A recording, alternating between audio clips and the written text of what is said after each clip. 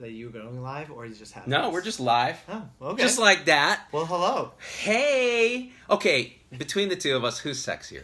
Let's just start with this, because it's pretty clear to me who wins the prize. Dr. Mike. Guys, you're never going to believe it. We'll wait for some live people to filter in. We're going to pull up your comments here. We are in New York City. My hometown. His hometown. And I'm here with Dr. Mike Varshavsky. Yeah, you got it. Did I say that right? Yeah, you got it. Hey, as a Demania, we know about the Demania. funny last names are like a thing, dude. Well, look, when you got a Z and a V together, that's when things get complicated. Zhivago. Yes. Exactly. You're Russian by Yes. ancestry. Yeah. Born. Russian born. Wow. Speak Russian fluently. Wow. Yeah. So in the hospitals, it helps. Yeah. Balit. Yes. I love it. Do you have Russian people in Vegas? No, they just are. It's just a fake Russia. Okay. Like a hotel that looks like Russia, but it's not. So Russian people coming to gamble and then getting sick. Exactly. So Z-Pack, we got about 240 of you in right now. Listen to me very carefully. This is Dr. Mike. Now, you guys may or may not know him. I suspect a lot of you do, because he has more followers on social media than any other physician that I know of. And he's 27, finished residency in July here in New Jersey, and was given a title on Instagram as Instagram's sexiest doctor, and was rewarded with 2.6 million followers. And I hate him so much. Do you understand how much I hate this guy? I hated him so much. I wanted to hate him. I wanted to watch his videos and destroy him in a vicious way. And then I watched the damn videos with Tom and Logan. We're like, okay, let's rip this guy a new one. World Sex. And the People magazine, Sexiest Doctor Alive, 2015. Yep. All right. So you can just see that, like, steam is coming off my bald head. I'm like, what am I, chopped liver? Like, I've been doing this since 2010. Like, I'm a Stanford-trained hospitalist, been in practice for 10 years, this and that and the other thing. And this upstart comes out and takes the Sexiest Doctor prize right under me. And so we literally wanted to tear him a new one. So we start watching his videos. And I'm like, wait a minute, this guy's, everything he says is spot on. Oh my God. He's the chosen one. He's like Dr. Oz with actual science, charm, and humor, and a young millennial audience. And he knows how to use social media. And I'm like, okay, that's it. I'm going to be in New York. I'm doing a gig tomorrow. We're at the Standard Hotel. I'm like, I'm just going to message him and see if he wants to be on the show. And he wrote back and was like, heck yeah. Now we're in a creepy hotel in New York. With a bed right behind us. With a bed right behind us. Two sexy doctors, one considerably older. If you think some Kevin Spacey stuff's not going down, you got another thing coming. Dr. Mike, thank you so much. Thank you so much. Really. Really appreciate that. I mean, look, you said a lot of nice things about me, and I very appreciate that. But there's a lot to be said very nice about you, because I've been a fan for a very long time, watching your videos, watching your music videos, watching your discussions, your news, your show. I've read your comments, people, and I felt like there was going to be a moment in time that we might connect. Boom! And we talked about that earlier, that my videographer, I sent him your link to your website saying how I'm a fan, let's make a collab happen, let's do it, and here you are in New York 2 weeks later. It's like, what are the odds that the gods will put us all in one spot? Very low. And yet here we are. So guys, Z-Pack, let's read a few comments here. Don't drop the soap. Oh, yeah. Says Lauren. Well, wait till you see the shower. Oh, we're going to give, so we're Z's on the road. We're going to take a tour of this hotel, but we're going to take a tour with the sexiest doctor alive. And for once, it isn't me. Cool, both of you. Don't drop the soap. My two favorite social media docs, Andrea Bird. Thank you, Andrea. Appreciate that, yeah. Poor Dr. Z is jealous. You know it, Tiffany Ortez. I'm like, that's it. I'm gonna destroy this guy. Then I like watched his videos and met him, and I'm like, oh, I really like this guy. Like, is that weird? We love you, Dr. Z Dog. See, people are trying to make me feel better. Well, look, that's important. It is important. Your fans have to support you. It is important. Yeah. By the way, I just want to say something. So when Dr. Mike, and we're gonna get into his background, we're gonna have a real authentic discussion, because for the Z-Pack, we met just like half an hour ago. Yeah, if that. And immediately we're like, oh my gosh, we're like the two people on the planet that are doing this. You're hitting young people and using sexiness and brand and teaching non-medical people. And I'm an old dick who just screams and yells and rallies the medical people for systems transformation. How do we combine our powers for evil and good? Well, look, you have two very important forces at play at the same time. You have the majority, which is a lot of people on social media who can make a meaningful impact, but they can't do it without the guidance of doctors and the medical community, which you have. So if you bring those two pieces of the puzzle together, that's when something special happens. But you need both for the equation. You have to have both. Because I can only do so much in educating the public about medical issues and getting them excited about medicine. Someone's got to take care of them. Well, so here's the thing, Dr. Mike. Let's back up for a second, because I wanted to hate you for a couple of reasons. Sure. I'll tell you why. Okay. I'm going to be authentic with you. I like hating. This is my authentic stance. That's honesty. It is. I appreciate brutal honesty. So in medicine, there's a hierarchy of pain and training. There's a generational hierarchy. Of course. So as a Gen Xer, we feel like we suffered. We didn't have work hour limits. We worked 36s. We entered medicine at a time when our professional sort of prestige was eroding. We were clicking boxes. We straddled the difference between EHR and paper. We saw all this sort of autonomy slip away. And at the same time, we saw the rise of empowered patients and didn't know what to do with it. Now, then we see someone like you, and we go, okay, you're just out of residency. You're trained in the right thing. You're doing family medicine. And you already step out like you own the damn thing. The way that you teach, it's like you've been doing it for years. Everything you do is well researched, and it's all by you. Yes. Like, you don't have a team that does the research. There is no one that I let touch any research because I just don't trust it. It'd be like me letting Tom research, cerebral edema. Well, look, there's so much garbage out there on the internet, and garbage is really the right word. You may curse sometimes. I try and keep it clean. He's clean. But there's just a lot of garbage. And that's why I wanted to get into this. That's why I kept going when people in the medical community, can you imagine, I'm a resident with 100,000 followers, what my program director was telling me. Right, what was he telling you? I mean, in the beginning, he's like, Mike, maybe you want to stop this. Why are you doing that? Yeah. But the one thing that worked in my favor, my moment of viral fame, and viral fame doesn't sound that great for doctors because viral is usually pretty bad. It's a bad connotation. Bad connotation. Yeah. But before that happened, I finished my intern year already. Yeah. So people saw how serious I was about medicine. Yeah. They saw that I worked hard, that my residents enjoyed my company, my patients enjoyed my company. They saw that I stayed late, covered people's hours, and they realized that, yes, I became popular, but I'm still the same guy that I was on intern year.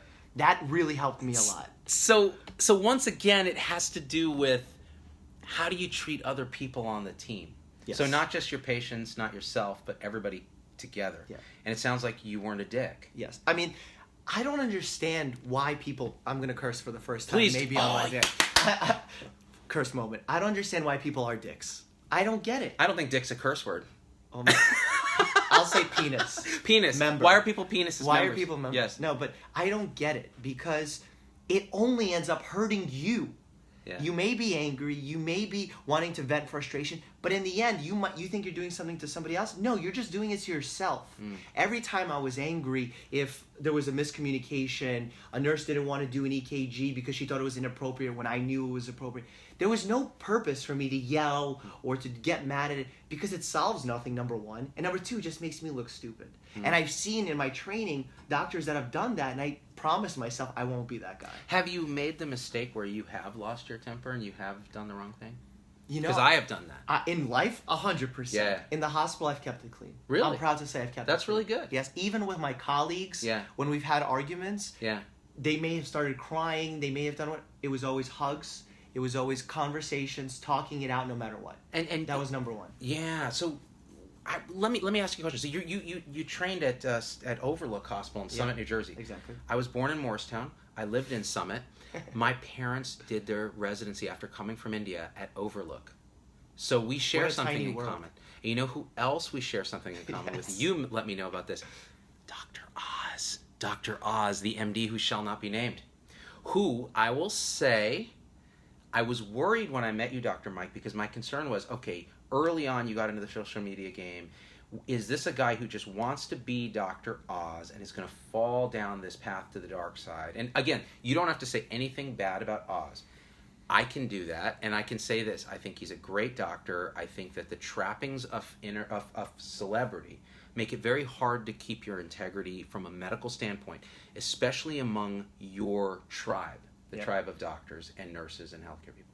What are your thoughts on this? Like, how are you think you have differentiated? So, I want to take on the topic of Dr. Oz, but I'm going to do it in a fair way. He's a brilliant surgeon. he trained at Overlook Medical Center. My program director worked directly with him. When my program director had complicated patients whose coronary arteries were too small to be operated on by some other doctors, he was the guy to take them. So he is a talented guy. He's a talented surgeon, amazing what he does. And when he started doing the Dr. Oz show, it was amazing. But I'll tell you what ruined him. He ran out of content. Yeah. When you run out of content, producers start telling you what to do. You let other people do research for you. You end up things like apple cider vinegar cures diabetes. It doesn't? It does not. Damn you, Dr. Mike. Another sacred cow. No, I think that's spot on. I think that's spot on because I don't envy his position of having to generate so much content on a daily basis. Yeah. And this is the thing I want to tell you guys, Z-Pack. I've become notorious for being really mean to doctors that I don't respect. And I'm going to try to take a lesson from Dr. Mike. What Dr. Mike does is he actually does kind of transcend that and just says, no, I'm just going to try to set a better example. Part of my brand is kind of being a dick from time to time and being a little edgy and everyone has their having a position. rap beef. Look, everyone has to have their position, and everyone has to use their abilities to make the world something better. My way is to be peaceful about it and give my approach and use my marketing thing of the sexy doctor thing. Your way is to make a rap beef. That's what makes you special. So why shy away from that? Well, special in terms of wear a helmet and drive the short bus special because I have often been complimented with that. Well, this is actually interesting. The sexy doctor thing. I'm going to ask you a serious question because when I look at your streams on Instagram or I look at your live streams, I look at my comments. Look at my comments. So let's go back down to the bottom here where we started actually talking about stuff. False. I'd be totally physically intimidated by you. However, I know she's talking to someone else. Thanks for going out there and giving Dios a good name, Alexandra Livingston. I asked my family doc. He said he's no longer being a doctor. Okay. Carmela Russell. Yeah, good question, Carmela. So the comments of the Z-Pack, that's our tribe, are always, they're provocative, they're no nonsense, they come from the heart of authenticity. Now, when I read the comments on your stuff, a lot of them are like, oh my God, I have a fever and Dr. Mike is the cure. Oh my God, the sexy doctor. So you created this brand. And I actually applaud you for being able to get the reach. But now, how do you manage it now that you've unleashed this thing? So the way that I view it is I sort of have two parts of my identity I have to maintain. The serious doctor that does his own research, that knows what's going on, up to date, literally up to date. Yeah, exactly. And then the other doctor, part of my doctor, is the sexy doctor thing. Mm-hmm. So you have the legitimate doctor and you have the sexy doctor. Right. They both help each other function. I'll tell you why. Tell me how, yeah. Real doctor is great. Sees 30 patients a day, 40 patients a day, sometimes 50 if you get these crazy, offices that are making you do that. But sexy doctor guy reaches 2.6 million people at home. So can sexy doctor guy get smart doctor guy and get smart doctor guy to give sexy doctor guy all this advice in a fun way, giving content, reaching as many people as possible, and taking advantage of the marketing of the sexy guy without needing to say, you'll lose 30 pounds in 30 days eating cookies. Because that exists. That does exist. And or the grapefruit diet, whatever it is. We won't say who. So well, this is fascinating to me because, again, you're using sexy doctor as kind of a Trojan horse. Yep. And this is how I've described my own thing. So people are like, aren't you just a clown, rapping buffoon, makes parody videos, poking fun at the system, throwing wrenches in the system? Yeah, but that's a Trojan horse. They come for that and they laugh at that, but then they stay to talk about how do we build Health 3.0, because there is the Stanford-trained hospitalist who's done this for a long time, who cares deeply about patients and his colleagues, who wants to make it better. So you've done the same thing. Now, what the criticism you're going to get is that you don't have enough experience in the real world yet. And I have an answer to that. So the real world for my generation in medicine, I believe, has changed. If I was a surgeon, I'd buy that I don't have enough experience. Sure. I don't have the hands-on experience with the hours in the operating 10,000 hours of mastery, yes. Yeah. Mm-hmm. Don't have that. Mm-hmm. What I do have is I have up-to-date. I have good sources. I know who is the leading researcher in each field, where to go to get the right information, not claiming I know it. I know how to get it, I know how to digest it, and I know how to explain it. That doesn't take years of experience. That's what I do. That's what I found my talent to be. And because I'm just a guy from Brooklyn that grew up down the street, when I learn stuff, really complex topics, diabetes, immunotherapy, whatever it is, I'm learning it like a retarded Brooklyn guy that I was growing up. I was stupid. I was running around with my friends. Yeah. So when I learn it, I'm like, okay, so if I'm a linebacker and I'm the white blood cell, or if I'm guarding this guy in basketball and he's a white blood, so when I learn it that way in metaphors, trying to break it down to myself, that's how I explain it to my patients who aren't medically trained. And it really works. It works in a unique way to the point where, you know what my biggest happiness with all of this is I'm convincing people that have never been convinced that this is possible, that a young doctor can actually make this difference.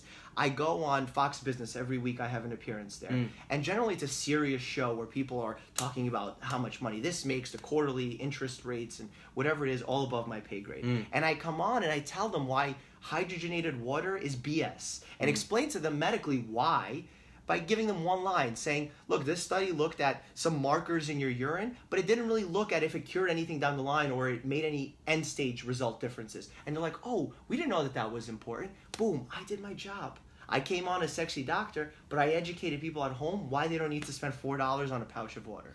So guys, this is what hooked me when I saw his videos. Because again, I was expecting Sexy Doctor. And I wanted to take a massive shit on it. Like me and Tom and Logan were watching like this. Oh, this is going to be so good. Here he comes. He's explaining the differences between DOs and MDs. Oh my gosh, he's talking about vaccines. This is going to be amazing. We're going to rip this beautiful, sexy man 3 new orifices. And then we watched it and I'm like, that shit was on point. That was well researched. It was balanced. It was communicated well. Now, you could make 2 arguments. You could say, yes, the millennial sensibility of take the data instead of memorizing it, actually parse it in real time and learn how to learn in real time, and then express it to people as you said, like as a line. You know, the guy who grew up in Brooklyn who just explains it to simply. Yeah. Or you could say, well, you need the 10,000 hours of experience to know the nuance. Now, I will say this. It's a double-edged sword, the 10,000 hours of experience, because it's a kind of conditioning. Yep. I'm heavily conditioned, which is great. Like, I'm very conditioned on some of the right stuff, but there's some stuff that I'm conditioned incorrectly about. And the new stuff comes out, and I will resist, like anybody who's been conditioned. So, in a way, you're a tabula rasa that knows how to process it. That's good. The lack of experience isn't perfect, but it can have its downsides, upsides and downsides. So look, I'm 27, right? God damn you. I've done as much as I could to this point. And the comment earlier that I stopped working, I graduated July 1st. Yep. I got a New York medical license, realized that my hospital wanted me because they were happy with my work. So I had to reapply for a New Jersey license. Takes 2 months for that. Takes another month for your controlled drug substance certificate. And now it's November. I'm going to start working back in the hospital again with my continuity patients. So I'm going to continue building and getting better. I'm not perfect in this. I'm learning. You have to stay humble like that, because one of the things I've noticed is even after so many years of seeing patients, when I teed it back to do this more full time, I got so much shit from people. And because doctors, nurses, etc., you're not in the tribe unless you're doing it like they are and getting hurt constantly. But again, your point, which I've made, we can help a lot more people. Yeah. Doing a mix of these things and still seeing patients, but not doing it 24/7. Of course. Now, one of the things I wanted to mention, because we have a donate button here, and I want to explain that because we forgot the Limitless Tomorrow Foundation. Yeah. So at the bottom, you'll see a little donate button. The reason I put that up is that this is your organization. Yep. Tell us about it. Totally. So in the midst of residency, I had this fame, and obviously I couldn't go around giving medical advice as a resident, even though I did that somewhat, which is funny to say. Which again, it's a little bit, it's a little strange, but I wasn't talking about anything mind-blowing. I was talking about how to eat healthy. Eat better, right. Yeah, exercise, so it was simple stuff, but I wanted to do something meaningful, and I wanted to celebrate those who were like myself. Was I ranked in the top 10 in my class? Never. But I was 20. Yeah. But guess what? 20 never got those scholarships. 20 never got those opportunities. And why wasn't I 20? Could I have been number 1? Maybe. I think I could have. But I spent time being outside in the world, communicating with people, stepping outside of my comfort zone, trying to learn what fashion is about, trying to learn what people in the inner circles in New York City actually think about medicine and what they view life like, and trying to expand my horizons that way. So when I did that, I said, maybe there's other people doing the same thing. So I launched Limitless Tomorrow. I did all the 501c3 paperwork myself. By the way, that's fucking brutal. Yes. It's brutal. There's articles of incorporation, articles of dissolution, whatever. Everything I did myself. I went online, I did the research, I figured out how to do it, and I did it. Created the website myself. It's not amazing, and it's not updated nearly as much as it should be, but everything was done on my own. And we've done some really amazing stuff with this. The way we actually got our first funding was a company called Coffee Meets Bagel. They were actually on Shark Tank. And Mark Cuban offered them, I think, $30 million for their company, and they turned it down. Wow. So it's actually, they're from Stanford. Nerds. They're from Stanford. Yeah. And they have this company. It was a dating website, and they said, Dr. Mike, we like what you do, and our site is about meeting good people that are, professionals and interesting. Can we raffle off a date with you for charity where we'll give all your money to your new foundation, and it'll help us build, attention for our website and our app? I said, absolutely, let's make it happen. I'm outside of the box thinker, let's do it. $100,000 in 2 weeks. Wow. And $10 a ticket. And wow, and what do you do with the money? Who are you helping? So far, we've helped 2 years in a row, Susan G. Komen Race for the Cure in New York. Stand Up to the Cancer in UK. Because in the UK, they're a lot more flexible with their television. I was the lead medical expert on their 5-hour live telethon. We did a rectal exam on live TV on a prosthetic robot. But it was a patient lying there, and the butt looked real. So that's dope. Exactly. That's dope. It was really good. And it was British, so they spelled butt with like a O-U-T. Well, they kept making fun of my accent, number one, because I think I have a little Brooklyn thing You going do, on. yeah. And one of the bits was we dropped huge testicles from the thing. I course said you I did. brought my friends from New York, and she's like, I like how you say it, right up the bum, because that's how they wrote the initial script. So I memorized it, up the bum, Up the bum. up the bum. So that's a Right finger up the bum. Hello, governor. So we did that. We gave them money. Recently, we just gave $30,000 to a John Hopkins ENT resident who created this most amazing device. Check this out. So if you have someone with a congenital or traumatic nose deformity, and the same thing with an ear, the way that they do the surgery now is they take cartilage from your rib, and they literally sculpt it there. The doctor has to sit in the OR and sculpt it. That's OR time, and that's a skilled surgeon. Third world countries don't have OR time. They don't have skilled surgeons that are able to sculpt. 3D printing is a mess because you have rejections and it doesn't go well. He created a cookie cutter press where it's like a surgical blade that creates all the parts of the nose and the ear in different sizes, where you take the cartilage and you just cookie press it. The simplest thing that you could take anywhere, no electricity needed, nothing. And just replacing the blades. Right. So we gave him the $30,000. He created the mold for it, and they're going to start testing. That's with great. It. So this is the kind of almost stuff. Almost like an incubator, like teaching a person to fish with cartilage. Exactly. That's amazing. So if you guys want to help him out, feel free to donate. This was my idea. He didn't ask me to do this. I was like, let's put a button Very in. kind, Because so again, he's not here to raise money for his charity. I just really, the more I talk to him, I'm like, we should support people who are trying to do the right thing, our healthcare brothers and sisters, and he is doing that. And believe me, y'all know me. I want to take a shit on him because he's awesome and I hate him. Let's read some comments. Let's go down to the bottom here and see. Raffle date. Where do I get tickets? Andrea she's Rodriguez. a year too late. Yeah, the angry faces are distracting. They're mad at me because I'm so beautiful. Okay. Let's see. How did the raffle date go? Oh, good question. Kylie Holloway. Lovely young girl from Florida. Her mom recommended she get the ticket because she heard about it at a hair salon. And it was her first time in New York. She was so overwhelmed. I felt so bad because I was dating somebody at the time, too. Yeah. Because it took so long to get this thing organized. Sexy doctor. So she came to the restaurant. We had a nice chat. We were very friendly. She was super sweet. I was kind enough to hook her up with some of my connections in New York. Showed all her friends a really good time. So she got all that thrown in as well. Awesome. Unfortunately, it didn't work out romantically. Well, you know what? That's, it is what it is. It's funny. So someone's just hitting the angry button for fun. Okay. And people are like, who is this person? Everyone's like, yeah, it's kind of interesting. So don't worry. We'll find you and destroy you. Or we'll give you a high five and a date. I like hate. So if there's any question that you have, hate-wise, bring it properly. I'm all for it. Bring it properly. It's almost like there's something wrong in the Matrix because we know that never happens. Everyone's like, is there a glitch here? Someone with Overlook. Representing Overlook, Dr. Mike Michelin Stubin. Oh, hey, Stubin. Yeah. How are you? Oh, you can be pretty and smart too, Carol Grantham. No, you can't. Guys, come on, right there.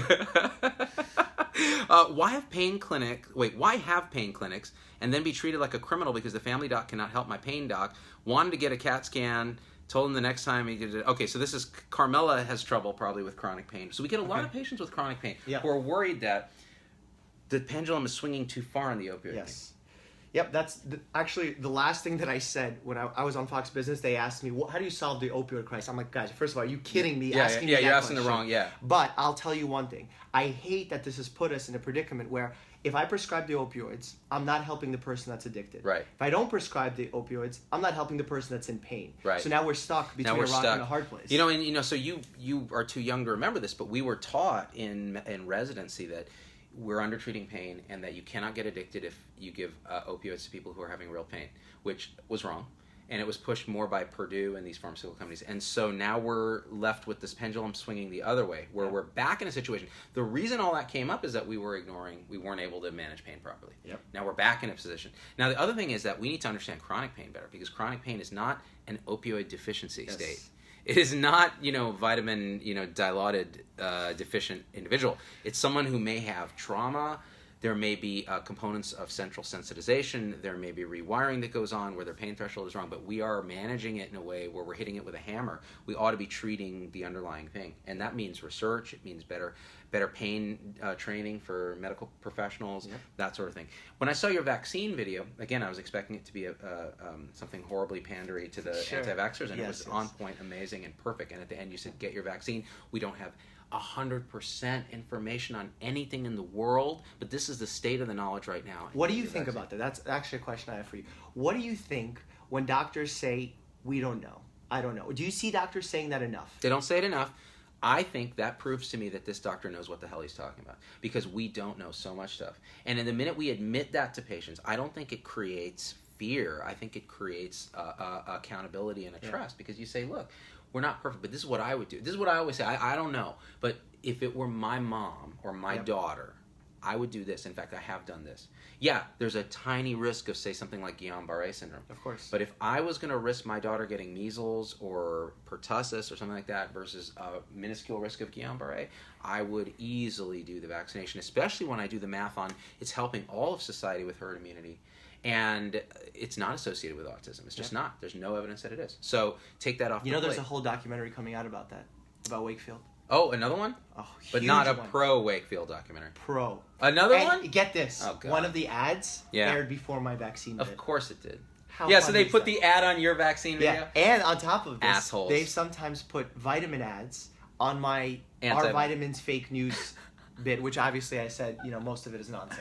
So just yesterday, awesome it's amazing. Just yesterday, I was in Target getting a flu shot with the boys, and we got it live on TV. Well done. TV. This isn't TV. This guy's on TV. No, this is TV. This is like fake news TV. No, actually, this is what I love. I look. So this is the future. This is the future. Every executive I meet in the TV space is trying to figure this. They're confused. They don't know what this is. They see these angry faces and they think this is something sexual. Oh my God. They don't know what's going on. Somebody's trying to give me an angry face. No, it's absolutely true. And this is the thing. We're first movers in this space, and as such, as understanding it's we own this space, and the big companies and these big players, they have no effing idea what to do with this. You, Z-Pack, understand exactly what to do with this. And that's how we're going to transform shit, because we have a platform that nobody knows what to do with except for us. Yeah.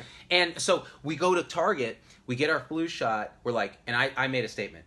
If you're a healthcare provider and you don't get a flu shot because you think it gives you the flu or some other bullshit reason, you're a dick. And you need to leave healthcare. And so I get to say stuff like that because that's who I am, and I have to do that.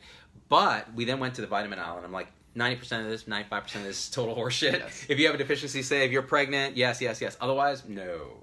So I'm glad we agree on that 100% agree. Look, I've watched a lot of your videos. I watched your What the Health response video. Not only did I watch your full response and your outtakes, whatever that second video was, I also watched Garth Davis's response to your thing. He's coming on the show. He was on The Doctors talking about What the Health. Did you see those clips? So I watched them like 2 days ago. So listen to me very carefully, my friend. They emailed me. The Doctor Show? 2 days before the Doctors did. And said Garth Davis and his crew are going to be on the Doctors. Yeah, Kip was there too. Yeah, Kip. Come on and debate them. And I'm like, I'm giving a talk in Phoenix. And also, fuck no. Because that sounds stupid. What you're going to do is you're going to soundbite it. And I talked to Garth afterwards because he's coming on my show in December because we're actually friends. Okay. Like, I attacked him because I thought what he said, the way he was taken out of context in the movie was horse crap.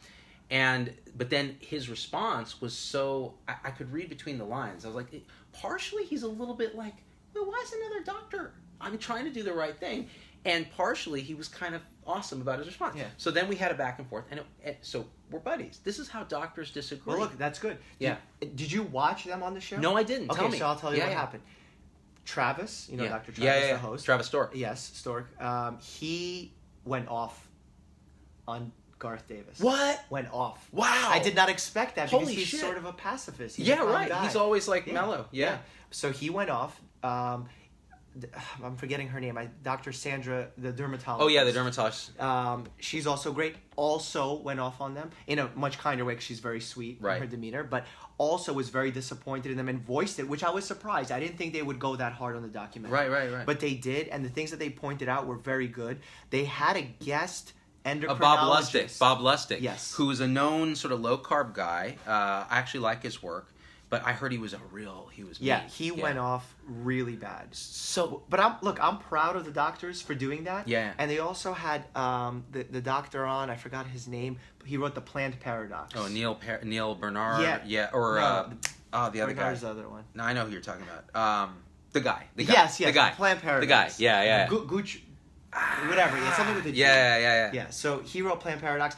And they had him on the doctors. I've never seen anyone get ripped by a cardiologist so bad. Oh! The cardiologist destroyed him to the point where the Plant Paradox guy was like, well, I tell people to eat beans, but just pressure cook. He had no idea what to say.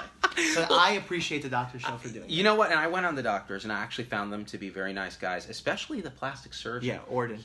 Orden is so wonderfully fatherly and kind. And he's silly. And he understands He understands what he doesn't know. Exactly. He's really quick to say, I don't have any. I just, I'm a plastic surgeon. Someone said Sandra Lee. Is that the name? Yeah, of it? Sandra Lee. Yeah, Sandra Lee. That Dr. makes sense. Ashley Schultz. And then Mark Busquet loves Dr. Lustig. We follow each other on Twitter. So do I follow Dr. Lustig as well.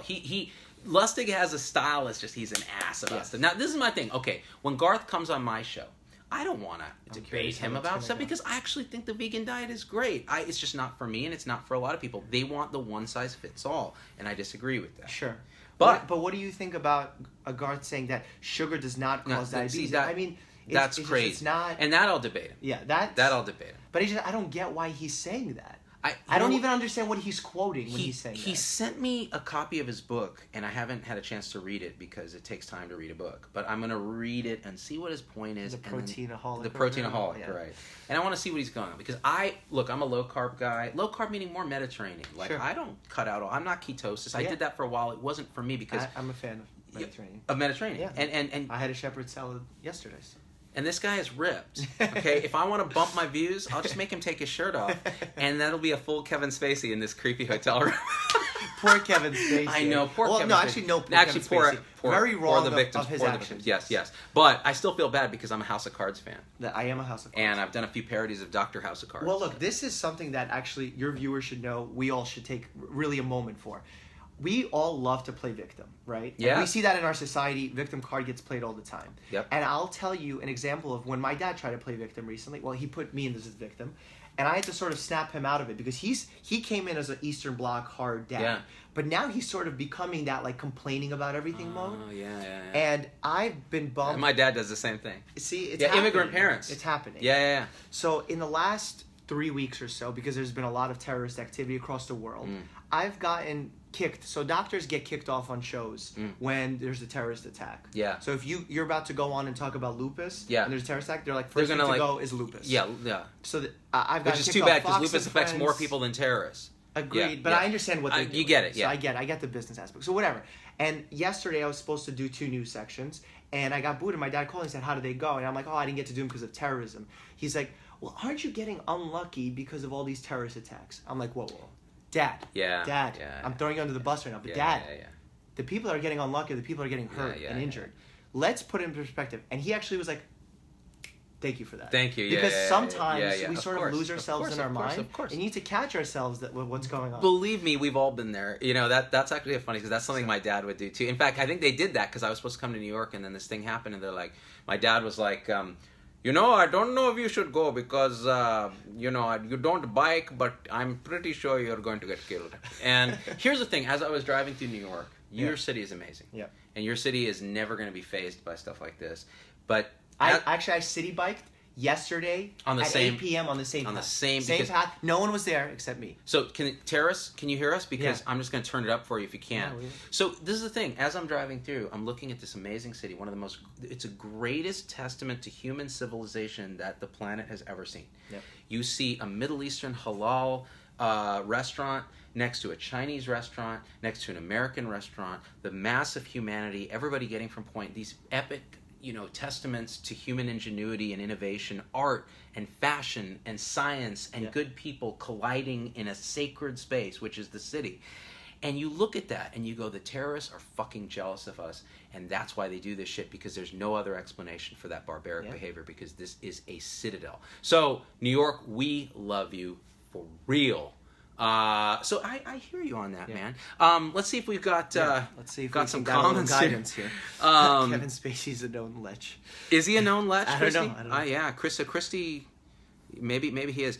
They've canceled House of Cards. I know, Ann. I heard that. I know. Season 6, I know. It was getting dumb anyways. That's true. But yeah. Oh, sugar does not cause type 1 diabetes. It can lead to type 2 diabetes. Big difference. I think he was talking about type 2 diabetes. So he said sugar does not cause type 2 diabetes either. So Tara, let me respond to this carefully, because this was something that came up, and it's a trap that you're going to fall into. And let me give you some, as your mentor, as your guru. Okay, please. I'm going to tell you. Okay, I am telling you. You trained in the same place that my parents trained. I feel an affiliation. Let's do it. Never talk about diabetes without clarifying type 1 or type 2. And I'll tell you why. Because type 1 mothers and children. Why am I still talking like this? I don't know. Type 1 mothers and children, they deeply are hurt when they are conflated with type 2, because they feel like this is not, obviously it's not a lifestyle choice. They were born with this. It is a developed autoimmune disease, and they are judged constantly. Why don't you eat less crap? Why don't you do this, that? And if you conflate them, they will suffer. 100%. So that's what she's trying to point out is, yes, sugar does not cause type 1 diabetes. Agreed. And I fell into this trap. I made a meme.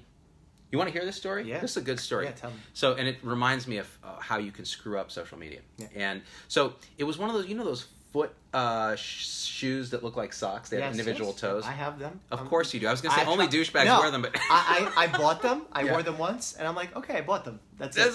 I bought them to buy them. And then you had it. Do you watch Silicon Valley at all? Yeah, of course. So I love that. Gavin Belson has his feet up, and he's got those on. And I'm like, that's perfect. Vibram? Vibram. Yeah. So it had, the meme was, you see the foot shoe like this, but it's missing, it's photoshopped out 2 toes. And it says, the perfect footwear for that non-compliant diabetic in your life. Now, as a type 2 diabetic, we've seen non-compliance, meaning more, it's a non-adherence to, it's a non-collaboration with a team. And that can be a doctor's fault, it can be a health coach's fault, it can be a nurse's fault, it can be the patient's fault. Usually it's all those things.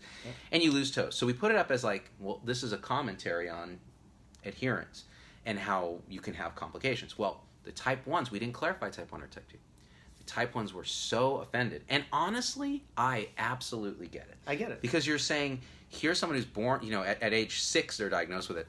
At age 46, they could lose a toe, and they could have really good control all their life. They could have a pump, they could have all this, and still lose a toe. And you're going to make fun of that. And you're this is the worst part, you're a doctor. Yeah.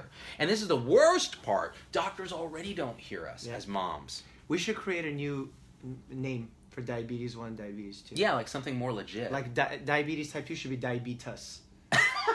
Exactly. Like, well, I have diabetes, and that's type 2. And then autoimmune pancreatic failure is type, or A... Beta cell failure. Yeah, beta cell failure. Yeah, that's... because, I mean, they're real...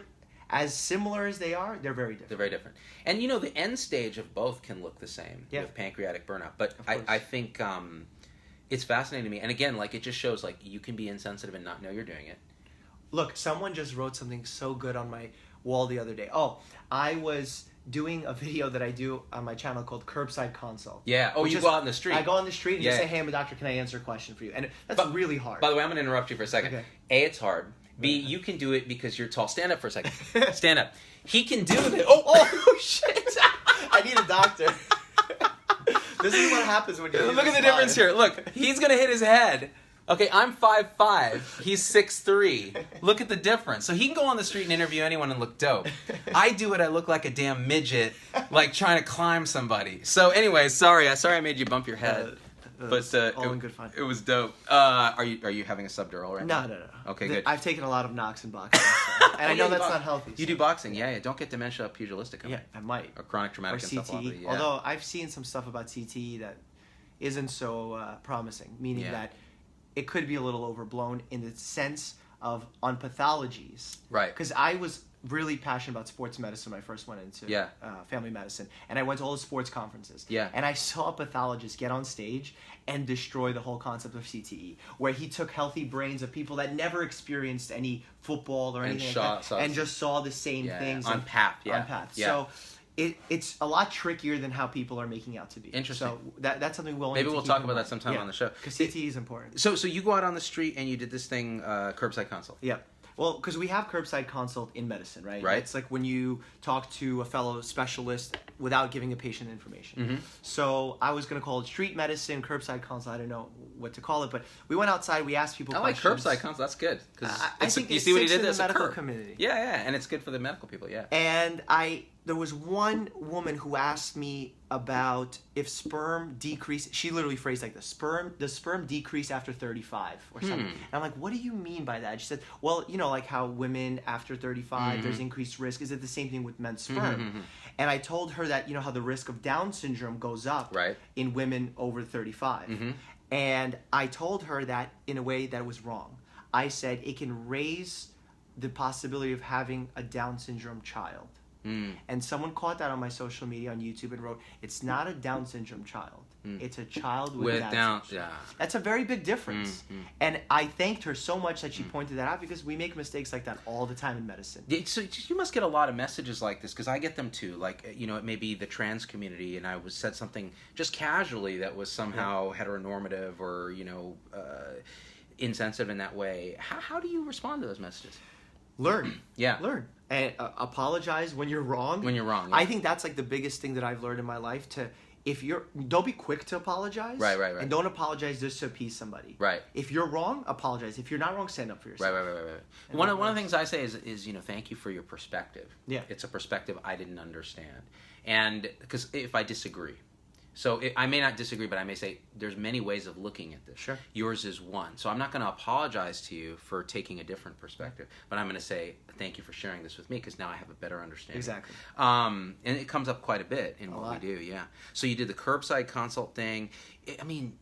I sit with popular YouTubers to I've try seen and this. ask Yeah, them. yeah. And look, that helps me grow my channel. Of course. It gives them something unique to talk about and answers their medical. It's like a free consult. Yeah, with the yeah, doctor. yeah, So yeah. I try and reach, and also I do a lot of the same like platforms and ideas that they already have on YouTube that are successful, like morning routine and nighttime routine. Right. But instead of talking about how I do my makeup or something not so beneficial, Right. I talk about why it's important to have a glass of water or do some exercise and move around in the morning. Masturbate. Make Very important.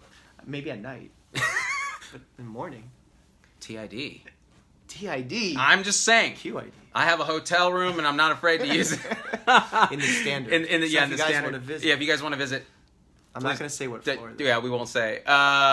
They raised $193 for your. Awesome. So Limitless Tomorrow Foundation is his philanthropic organization helping people around the world, and we're glad that you guys raised a little money. Should we show them this hotel room? Yeah. Because it's like Let's you do it. want to grab this? Yes. Yeah. You This is lead the it. DJ Walk your head Osmo, there. right? Yeah, the DJ Osmo. It's a great All little right, so gimbal. check this out. I'm going to give that There one it more is go. again. There it is. And yeah, there you go. All right, so this is where all the magic is going to happen. Oh, yeah. So much Look magic. at that. Look at all that magic. So much And magic. honestly, tell me you're not jealous of his view. I have a pretty solid view of my place, but not like this. Let's turn off the light and see if we Oh can. yeah, turn off the light because that's totally appropriate with two men in a hotel room. World's sexiest doctor, people. No formal training. Look at that beautiful view. And I wish I could show you guys the Empire State Building so you can understand how New York stands together in solidarity. The Empire State Building is pitch black this evening in memory of what happened yesterday with the awful experiences that the people had on the West Side Highway. But in continuing the tour, you have the bar in case some partying is going to happen. There's no partying, but there is. Oh, Yeah. there's no partying, right? Yeah. I see your party supplies. There's quite a bit. I see, Comes with the place. Now, what is amazing? I see cirrhosis. Oh, early there's early a lot. cirrhosis. Let me turn this on. Look at that. I need more light over I here. want. Look at this tile. This is the kind of tile you want in a hotel room. Creepy black tile. Because if you want to have a shower, you have a shower here. You have the most awkward of a tub that you could still watch yourself in. This isn't a trick. This is actually a mirror. Wapner, Qantas.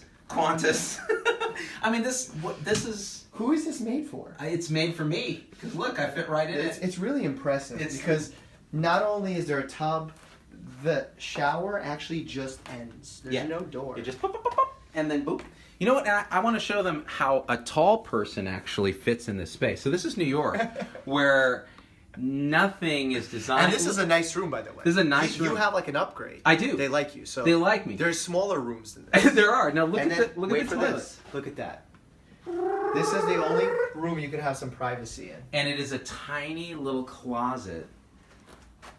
I mean, pretty amazing. Kevin right? Spacey was in there for the longest. Oh, at least 7 minutes. Look at this. 2 really creepy Jedi robes.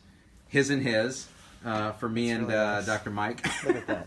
Look at that. It's velvet inside. Yeah, that's fancy. Oh, or down or cotton. That's fancy. Something like really fancy. Look at the standard etched in. Yep. That's really nice. It's amazing. And this big old mirror. And again, like this futon-like bed. I mean, what could possibly go wrong? Oh, look, in case it's not enough for you, you have to pull out. Oh, see, that's what really takes it to the next See, we level. should have put ourselves on the monitor there. I know. We could have seen the Facebook Live on that. Here, let's flip it back here. Gang. Whoa, look what it's doing. I probably broke you. Oh, yeah, I think, you know what? It got turned off. Here we go. Let's fix it. There it is. Boom. Well, that explains, you know why? It's out of batteries, because we went for so long. Guys, here, we'll sit down. We should wrap it up, huh? We've kind of been going for a while. Whoa, look at this thing. That's what happens when you're having fun. Dude. It's getting romantic up there. I know, it's getting romantic. I know, it's like, bwah, bwah, bwah, bwah. We're 2 social media doctors. How dope is Dr. Mike, you guys? Like, you guys have a good leader here. I have a man crush on this guy. I need to create a name for my pack. Oh, the Mike pack? Or, that's how about mitochondria? Let's see. Mitochondria I like if they were medical people, but I Right, think well, even 99.9% will have no idea. And even if they were medical people, they'd be like, "You're a nerd." Mitochondria. So I just have to work on it. Yeah, we'll come up with because all something. I have is the sexy doctor thing, and that's not. I'm kind of trying to move past that a little bit. If you guys haven't figured out, that's not all that Dr. Mike has. Dr. Mike has a lot more than the sexy doctor thing, although I like it as a hook, and I'm jealous of it. But he's going to do great things in the world. And look, that's Tom Heineber who said getting bromantic up in. Who's that? He's my producer. Oh, hey, Tom. Hey, Tom. Tom, I appreciate you putting me in front of this man's face here because while you were ready to rip me, you've created a bromance. That's right. You wanted me to hate him. Instead, he's going to replace you as my man partner. Guys, what a pleasure, man! Yeah, like to be able to connect in your hometown, the greatest Basically, city I in the got to world. visit Vegas now. Oh yeah, That's you on do. the Yeah. agenda. So actually, whenever you're there, let me know. I've been to Vegas once for 12 hours to do Who Wants to Be a Millionaire Wow. for charity, and then another time for the Mayweather fight. Oh yeah, I think I saw something on your Instagram of that. Not that I stalk you, but I stalk you. Yeah. That was a dope. cool fight. I'm a boxing fan, and that was like my first official boxing fight that I got to see. Wow. So it was really nice. That was the Pacquiao fight. No, that was the McGregor. Oh, McGregor. So it was his last one. Oh, amazing. Both of theirs, probably. Well, next time you're in Vegas, let me know, and we'll get you on the actual show with Tom and Logan, who are going to have a bromance with you as well. And I want the Z-Pack, if you don't follow Dr. Mike, please follow Dr. Mike. And if he talks any smack where you're like, you're being inauthentic, you guys smack him down, because he'll listen. Yes. Because he reads all his I like comments, that feedback. and he answers his own stuff, and he does his own We research. need to team up with Dr. Mike and destroy. Oh, yeah. This is how it goes down, all right? Here, you stay sitting because I have to be taller than you for this one. Wait, let me unscrew this thing because it's failed. All right. Dr. Mike, I am your father. Just mad. And I'll be like... Is there a skit that I was supposed to know? There's a skit that goes... Together, we can destroy Dr. Oz. He has foreseen it. See, I didn't know that. See, I don't do the voices good. See, that's your thing. That's like me saying, look, be the sexy doctor on camera right now. Oh, I'll do it right now. You guys want to see nipple? I'll show you nipple, right? And you want to see nipple? I had so much fun, Dr. Mike. I hope you had fun too, Yes, man. absolutely. Thank you so much. We are going to sign off. Hit share. Follow Dr. Mike. Contribute to his charity because it's awesome. And we out. Peace.